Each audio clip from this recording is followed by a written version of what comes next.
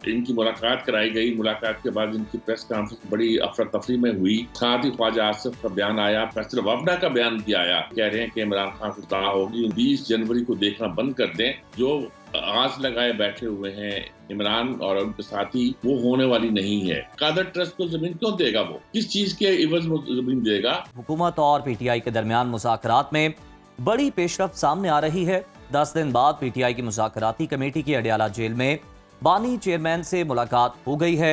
मुलाकात के बाद मीडिया से बातचीत करते हुए साहिबजादा हामिद रजा ने यह बताया कि पीटीआई मुज़ाकरात के तीसरे राउंड के लिए तैयार है। हमारे 2 बुनियादी मुतालिबात हैं, हम अपने मुतालिबात जल्द हुकूमत को पेश कर देंगे। उन्होंने जुडिशल कमीशन को मुज़ाकरात से मशरूत करते हुए कहा कि 2 टोक अल्फाज में हम ये वाज़ेह कर देना चाहते हैं कि हुकूमत अपने फैसला साजी के इख्तियार को साबित करे और गैर जानिबदार जुडिशल कमीशन बनाए। 31 जनवरी तक जुडिशल कमीशन अगर नहीं बनता तो फिर मुज़ाकरात आगे नहीं चल सकते। और इसके साथ साथ आपको बताते हैं, मुज़ाकराती कमेटी से पहले वज़ीर आला खैबर पख्तूनख्वा अली अमीन गंडापुर ने भी बानी से 1.25 घंटे तक अलग मुलाकात की और अहम मामलात पर मुशावरत की। दूसरी जानब ये भी खबरें आ रही हैं कि हुकूमत और पीटीआई के दरमियान मुज़ाकरात का तीसरा दौर शुरू हो जाएगा आज कल में। और वज़ीर दिफा ख्वाजा आसिफ ने पीटीआई क़यादत पर इल्ज़ाम लगाया है कि वो मुज़ाकरात से मुखलिस नहीं, उन्होंने मुज़ाकरात को मज़ाकरात बना दिया है। दूसरी जानिब 190 मिलियन पाउंड केस का फैसला, जिसे अल कादर ट्रस्ट केस भी कहा जाता है, ये आज सुनाए जाने का इम्कान है। एहतसाब अदालत ने 18 दिसंबर को ये फैसला महफूज किया था। पहले फैसले के लिए 23 दिसंबर की तारीख दी गई, फिर 6 जनवरी की तारीख सामने आई।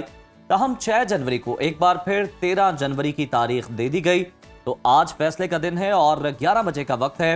पूरी कौम की नजरें इस फैसले पर लगी हुई हैं, मगर तहरीक इंसाफ पहले से ही ये प्रोपेगेंडा कर रही है कि जनाब फैसले का पता है, ये फैसला पाकिस्तान की बदनामी का बाइस बनेगा। नाजरीन, इसी तमाम सूरत हाल पर बात करने के लिए इस वक्त हमारे साथ मौजूद हैं सीनियर तज्ज़ियाकार सजाद मीर साहब। बहुत शुक्रिया आपके वक्त का। आपसे जानना चाहेंगे, आज 190 मिलियन पाउंड केस का फैसला सुनाए जाने का इम्कान है। अगर आज बानी पीटीआई के खिलाफ फैसला आता है तो हुकूमत को बेसिकली इसका क्या फ़ायदा हो सकता है? नहीं, फायदा तो कोई नहीं हो सकता, लेकिन ये बात हो सकती है कि बात तय हो जाए कि इमरान खान के पर जो इल्ज़ाम लगाए गए हैं वो दुरुस्त है।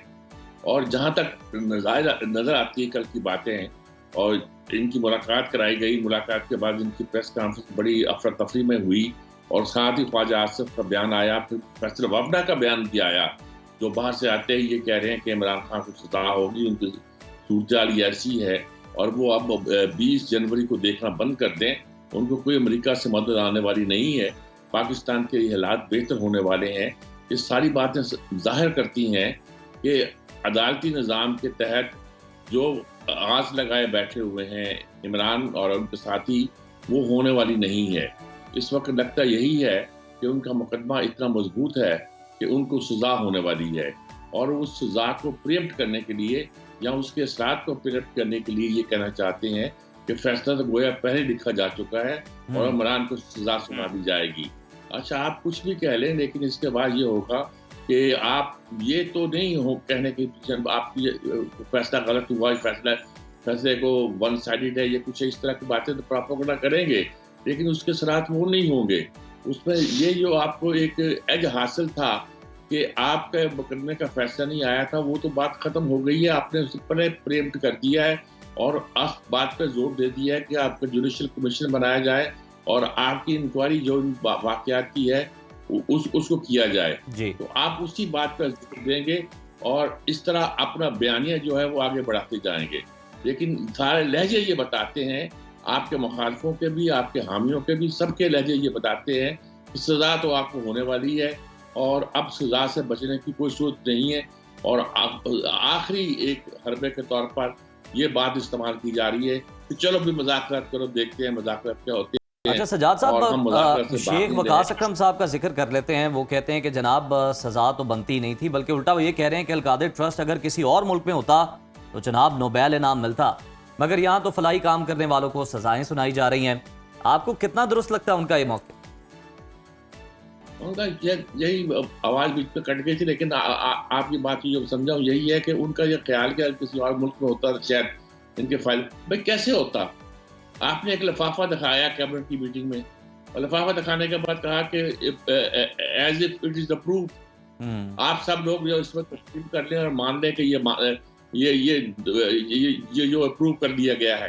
भाई आपने काबीना के साथ सामने एक मैं ये नहीं कहता फ्रॉड किया है, आपने काबीना के सामने एक ऐसी चीज रखी है जिसे काबीना ने देखा नहीं है, जिसपे काबीना की राय नहीं दी गई, जिसपे काबीना के कुछ अरकान ने कुछ एतराजात भी किए, और आपने कहा जी अप्रूव होने के बाद उसके पैसे जो है सरकारी खजाने के पैसे किसी इंफरादी शख्स के खजाने में डाल दिए, और उसके बदले में कहा जा सकता है, वरना क्यों वो कादर ट्रस्ट को जमीन क्यों देगा? वो यानी किस चीज के इवज वो जमीन देगा और किस वजह से जमीन देगा? वो कहते हैं कि जनाब उनका रिकॉर्ड है, वो चैरिटी के बड़े काम करते रहे हैं और भी उन्होंने तंजीमों को दी हैं चीजें इस तरह से, और खुद भी प्रोजेक्ट बनाए हैं, तो इन्हें भी इसी सिलसिले में उन्होंने जनाब दे दी लैंड।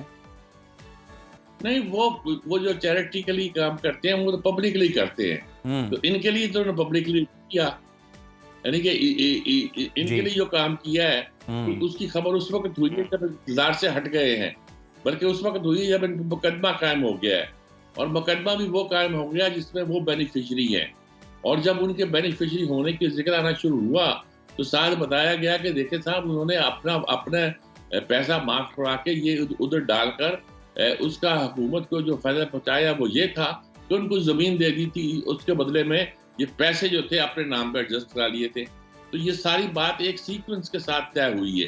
तो यहाँ ये नहीं कि वो चैरिटी करते रहते हैं, यहाँ ये है कि जो चैरिटी की गई है उसका मकसद क्या था और उसका फायदा बेनिफिशियरी कौन है, उसका फायदा क्या पहुंचता है। और इसके ट्रस्टी के तौर पर पहले नाम 3 थे, शायद जुल्फिकार बुखारी का भी था, अब ले दे के मियाँ बीवी का नाम रह गया है, इमरान खान का और उनकी वाइफ का नाम रह गया है। ये कहते हैं कि जी वो ट्रस्टी है, बेनिफिशियरी नहीं है, और ये हम जानते हैं साहब, ये लोग जो ट्रस्टी हुआ करते हैं ना हमारे यहाँ, और वो ज़ाहिर कागजात हैं, बेनिफिशियरी नहीं हुआ करते, वो मुराद के नाम पर इतनी चीज़ें उनके यहाँ आ जाती हैं कि ट्रस्टी से ज़्यादा उन्हें फ़ायदा हुआ करता है। फिर अगर वो ट्रस्टी हैं तो ट्रस्टी और क्यों नहीं बनाया आपने? सही। अगर आप खिदमत खल्क करना चाहते थे, किसी और ने पैसा दिया था, आप किसी और आदमी पे एतबार करके उसको ट्रस्टी बनाते और कहते वो काम करता, वो भी ठीक ना होता। इस लिहाज से ठीक ना होता कि पैसा तो आपने वो दिया है जो पैसा सरकार के खजाने में जाना था, आप इधर डाल दिया है। लेकिन बहरहाल उस पर इसको बहस तो ये है कि अगर उस मुकदमे का फैसला आता है और उनके खिलाफ आता है तो उसके बाद ये क्या रवैया इख्तियार करेंगे। ये बिल्कुल सजाद साहब, इसी हवाले से मैं आपसे गुफ्तगू करना चाह रही थी। अगर सिचुएशन ले लेते हैं, फॉर इंस्टेंस अगर फैसला बानी पीटीआई के खिलाफ आता है तो क्या इसका मुज़ाकरात पे असर पड़ेगा, और अगर पड़ेगा तो कितना गहरा पड़ेगा, ये भी बताइएगा। मुज़ाकरात पे असर ये है कि मुज़ाकरात तो हो ही नहीं रहे, सच्ची बात तो ये है। ठीक है, ये इनको टरखाया जा रहा है, और ये भी इसमें अपनी फेस सेविंग के इसमें शरीक है। और इसके बाद बात मसला अगर ये कहना कि 9 मई के वाक़या की जुडिशल इंक्वायरी कराई जाए तो हो सकता है कमीशन कायम कर दी जाए, पर किस चीज़ का कायम किया जाए कमीशन? अरे एक बात है, एक जुर्म सरजद हुआ है इस मुल्क को, जो भी जुर्म सरजद होगा आपने कमीशन बना दिया जाए। भाई कमीशन किस बात में बना दिया जाए? वो जुर्म हुआ, सब अदालत ने सजा दी, और जुडिशल कमीशन जो है कि इंक्वायरी कमीशन तो है नहीं कि बैठ के फैसला करेगा कि वाकया हुआ कि नहीं हुआ। वो वाकया होना ना होना ये प्रोसिक्यूशन का काम है, और उसके बारे में फैसला देना ये अदलिया का काम है। सर इन्होंने तो 31 जनवरी की डेडलाइन दे रखी है जुडिशल कमीशन के लिए, आपको लगता है कि बना देगी हुकूमत? वो डेडलाइन तो इसलिए दे रखी है कि अब सूरत जो पैदा होने वाली है जिसमें इन्होंने अपनी मूवमेंट को जारी रखना है और आगे लेके चलना है, वो अब लंबा नहीं कर सकते। तो उन्होंने अपने हवाले से वो तारीख बना रखी है, ज़्यादा दूर की नहीं रखी है, ताकि अगर उसे ख़त्म करना पड़े, आगे ले जाना पड़े तो एक और बहस करें कि तारीख आगे बढ़ा दी जाए, तारीख बढ़ा दी जाएगी नहीं बढ़ा दी जाएगी। और जो एक माजी में तरीका रहा है उनका, जितने भी इनके प्रोटेस्ट होते रहे हैं इन सारे दिनों में कि फ़लाँ तारीख को होगा, नहीं इसकी तारीख बढ़ा दी जाए, दरवाजे खुल गए हैं, मुलाकात कर ली है, अली अमीन ने कर दी है, नहीं फ़लाँ ने भी कर दी है, और रात के वक्त गए थे उसने फ़लाँ। तो ये इस तरह के एक खेल खेला जाएगा और तासुर दिया जाएगा, उनको एक फेस सेविंग का मौका दिया जाएगा। किस तरह वो फेस सेविंग कर रहे हैं, क्या कर पाते हैं कि नहीं कर पाते, ये देखने की बात है। मैं तो तकरीबन कन्विंस हूँ कि उनको जितने मामलात हैं उसमें उनको सजाएं होने वाली हैं। जुडिशरी जितना भी उनकी अच्छा। हिमायत कर ले उनको फ़ायदा नहीं पहुँचने वाला। और ये सोचना कि उनकी हिमायत में अमेरिका या कोई और मुल्क आएगा, वो नहीं आएगा। अमेरिका देखिए, अमेरिका क्या पड़ी है? अमेरिका एक तरफ से कहता है कनाडा हम शामिल हो जाए, मेक्सिको पीछे साथ पता लिया हुआ है, यूरोप के साथ लड़ाई है कि पैसे दो नेटो की जंगों के, और मिडल ईस्ट के बारे में कहता है इसको मैंने अपने यहाँ शामिल करना है। चीन के साथ उसका बहुत एक इट खड़का है, उसको वो सुपर पावर के तौर पर अमर्ज करते हुए देख रहा है और उसको चैलेंज कर रहा है। ये सारी चीजें मौजूद है। इसमें कहाँ एग्जिस्ट करता है पाकिस्तान, और पाकिस्तान में कहाँ एग्जिस्ट करता है कि एक शख्स जिसकी वजारत उज़्मा का मसला है। ऐसे ही इन लोगों ने बना रखा कि ऐसे 20 जनवरी को हल्फ बाद में उठाएगा, पहले जहाज लेकर वो अडियाला की जेल में आएगा और कहेगा बैठो इसमें, पहले मैं इसको रहा कराऊंगा, फिर मैं हल्फ उठाऊंगा, हल्फ उठाने के बाद मैं देखूंगा कि क्या करना। अरे भाई, वहाँ के लोग पैसा देते हैं जी। और जब वो साइन करता है कोई बंदा वहाँ कांग्रेसमैन, तो उसको चेक दिए जाते हैं बाकायदा।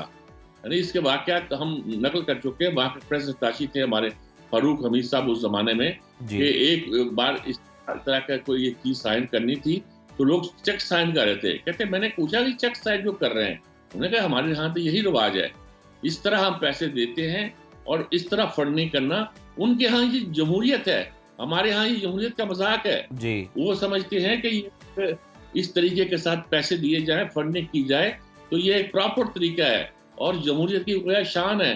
हमारे लिए ये जमहूरियत का मजाक है। तो पैसे दे के साइन करवाते हैं, पैसे दे के काम कराते हैं, लेकिन रिजल्ट क्या निकलते हैं?